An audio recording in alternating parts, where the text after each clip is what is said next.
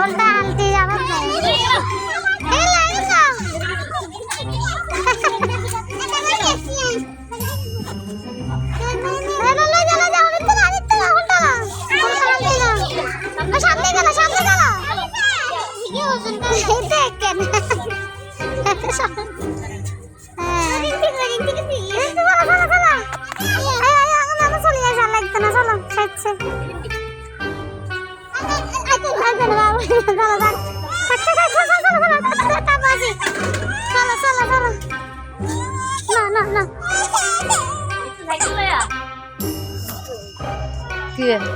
এটা বুঝছি ফোন ধর না